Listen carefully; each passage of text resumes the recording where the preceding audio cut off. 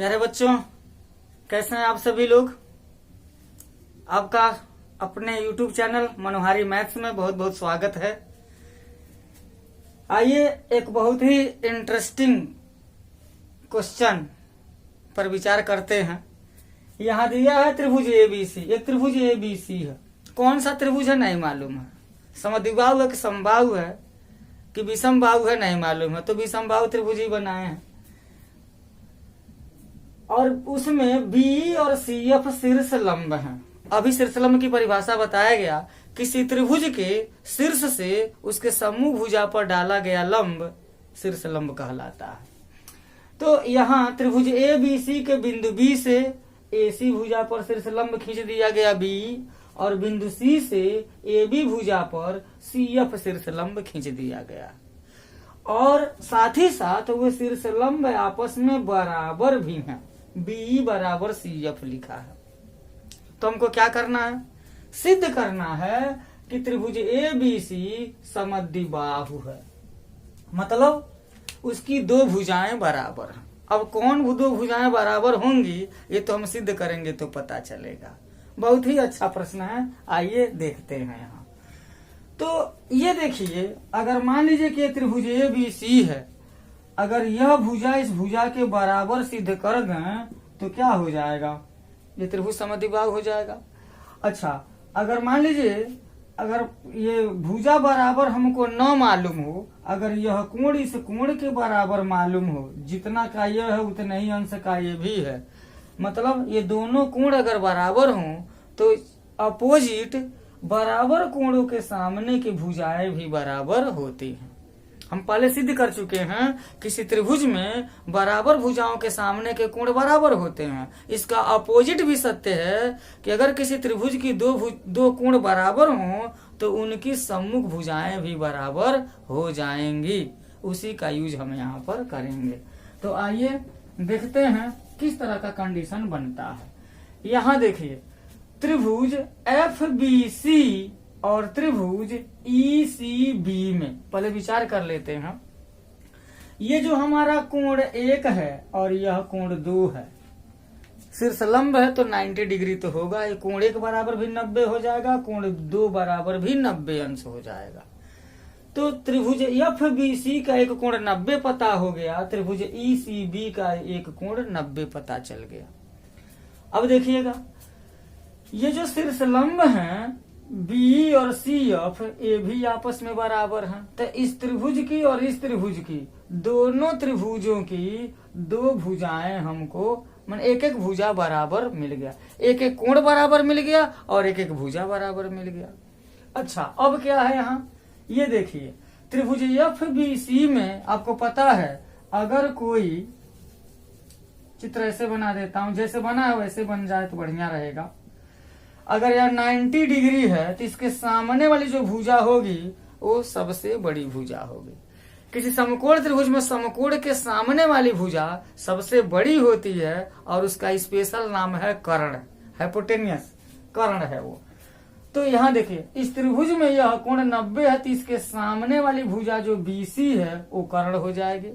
और त्रिभुज ECB में भी कोण 90 डिग्री है, उसके सामने वाली भुजा BC ही कर्ण कहलाएगी, जो उभयनिष्ठ है। तो RHS की सहायता से त्रिभुज सर्वांगसम हो सकता है। आइए उसको क्रम से लिखते हैं। पता तो चल गया, रास्ता क्लियर है, सिर्फ चलना बाकी है। आइए चलते हैं। त्रिभुज FBC और त्रिभुज ECB में, इसी में हमको काम करना है। तो क्या लिखेंगे, कोण 1 बराबर कोण 2 लिख देंगे, प्रत्येक 90 अंश, प्रत्येक 90 अंश। कहाँ से 90 अंश पा गए, दिया है, शीर्ष लंब है, शीर्ष लंब, ये शीर्ष लंब है तो 90 अंश है, शीर्ष लंब का संबंध 90 अंश से है।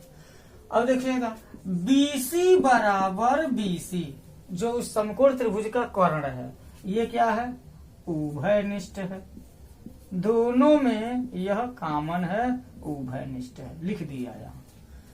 अब देखिए, त्रिभुज FBC का जो भुजा CF है, त्रिभुज ECB का भुजा बी ये दोनों आपस में बराबर हैं, क्योंकि शीर्षलंब है और शीर्षलंब बराबर दिया है। इसके लिए हम लिख सकते हैं दिया है। अब क्या होगा, इसलिए त्रिभुज एफ बी सी सर्वांगसम हो जाएगा त्रिभुज ई सी बी के। कैसे हो जाएगा, समकोण कर्ण भुजा से, राइट एंगल हाइपोटेन्यूस साइड से यह त्रिभुज, दोनों त्रिभुज सर्वांगसम हो जाएंगे। समकोण कर्ण भुजा के नियम से त्रिभुज सर्वांगसम हो गया। अब देखिए बड़ा ही रोचक चीज है, जब त्रिभुज एफ बी सी, इधर देखिए मैं यहां निकाल के रख देता हूं, एफ बी सी ये 90 डिग्री हो गया, और त्रिभुज क्या है ई सी बी यहां पर हो गया, ये भी 90 डिग्री है। जब यह त्रिभुज इस त्रिभुज के सर्वांगसम हो गया तो क्या हो जाएगा, ये जो कोण बी है कोण सी के बराबर होगा कि नहीं होगा, बिल्कुल हो जाएगा। इसको निकाल करके अलग अलग कर दिया तो दिख रहा है कोण बी बराबर कोण सी। तो ऐसे अलग अलग करके बार बार देखने की जरूरत नहीं है, इस प्रश्न में ही हमको देख लेना है। F B C E C B, F B C त्रिभुज एफ बी सी का कोण बी, त्रिभुज ई सी बी का जो कोण सी है वो दोनों आपस में क्या हो जाएंगे, बराबर हो जाएंगे। तो उसको हम लिख देते हैं, इसलिए कोण एफ बी सी बराबर कोण ई सी बी के, कहां से, सी पी सी टी से, corresponding parts of congruent triangle से जब त्रिभुज सर्वांगसम है तो उसका एक कोण भी आपस में बराबर हो जाए, एक एक कोण बराबर हो जाए। सभी कोण बराबर होंगे, सभी भुजाएं बराबर होंगी, लेकिन जो जरूरत है हम उसको लिख रहे हैं। कोण एफ बी सी बराबर है कोण ई सी बी के। अब आइए यहाँ त्रिभुज लिखेंगे। अब त्रिभुज ए बी सी में, बड़े वाले त्रिभुज में चला, ये त्रिभुज ए बी सी में कोण बी बराबर कोण सी के सिद्ध कर चुके हैं, कोण बी बराबर कोण सी है सिद्ध कर चुके हैं। त्रिभुज ए बी सी में जब कोण बी बराबर कोण सी, कोण बराबर हो गए तो इसके अपोजिट भुजाएं भी बराबर हो जाएंगी। जब किसी त्रिभुज की दो भुजाएं बराबर होती हैं तो सम्मुख कोण बराबर होते हैं, अगर सम्मुख कोण बराबर है तो भुजाएं बराबर हो जाएंगे, भुजा बराबर तो कोण बराबर, कोण बराबर तो भुजा बराबर। वही चीज यहाँ पर लिख लेंगे। त्रिभुज ए बी सी में चूंकि कोण एफ बी सी बराबर कोण ई सी बी, इसलिए क्या हो जाएगा, ए बी बराबर हो जाएगा ए सी के, दोनों भुजा बराबर होंगे। और जब त्रिभुज की दो भुजा बराबर हो गई, इसलिए त्रिभुज ए बी सी समद्विबाहु है।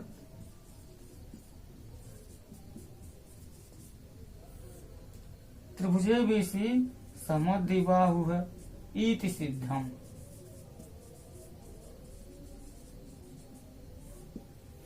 तो प्यारे बच्चों, यही सब तर्क हैं। इसी तरह से तर्कों को प्रस्तुत करके और उनको क्रमबद्ध तरीके से लिख करके प्रश्नों को हल किया जाता है। आप इसको ध्यान से देखिए और आइडिया प्राप्त कीजिए। आइए एक्सरसाइज 7.3 का लास्ट क्वेश्चन दिया है। त्रिभुज ए बी सी, त्रिभुज ए बी सी में ए बी बराबर ए सी दिया है, ए बी बराबर ए सी, और ए पी लंब है बी सी पर, मतलब ए पी त्रिभुज ए बी सी का शीर्ष लंब है। तो सिद्ध क्या करना है, सिद्ध करना है इसमें कोण बी बराबर कोण सी, कोण बी बराबर कोण सी। आप देख पा रहे हैं लगभग एक ही तरह के प्रश्न हैं, रचना तो एक ही तरह से दिख रही है, फिगर एक ही तरह से दिख रहा है, लेकिन उसमें अलग अलग प्रश्नों में अलग अलग तथ्यों को हमको सिद्ध करना है, और अलग अलग तथ्यों को सिद्ध करने के लिए अलग अलग नियमों का प्रयोग भी किया जा रहा है। तो आइए देखते हैं कैसे इस प्रश्न को हल करेंगे।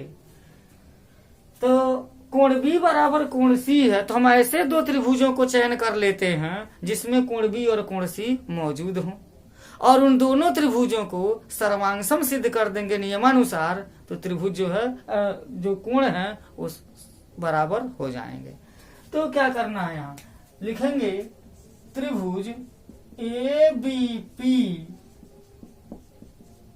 और त्रिभुज ए सी पी में, त्रिभुज ए बी पी और त्रिभुज ए सी पी में, ये दोनों त्रिभुज ले लिया गया, और इन दोनों त्रिभुजों में कोण बी और कोण सी तो आ ही जा रहे हैं।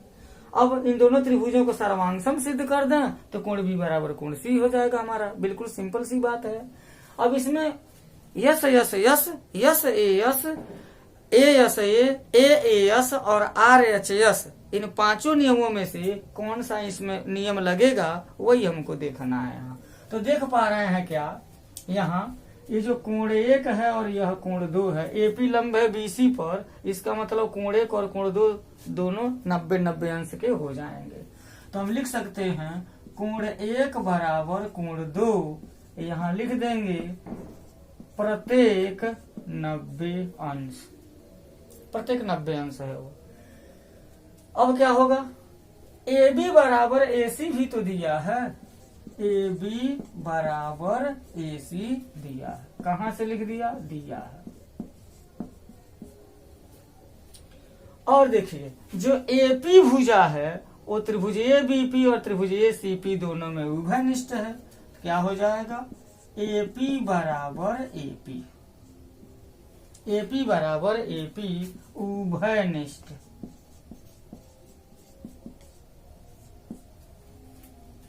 जब उभयनिष्ठ हो गया तो क्या हो जाएगा,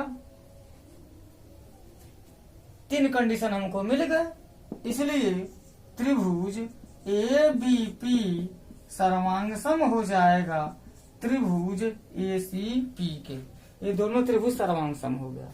और जब त्रिभुज सर्वांगसम किस नियम से हुआ है, कोण एक और कोण दो 90 अंश के होगा तो ये समकोण हो गया, राइट एंगल। ए बी बराबर ए सी, ये क्या हो गया, समकोण के सामने वाली जो भुजा होती है उसको कर्ण कहते हैं, समकोण कर्ण।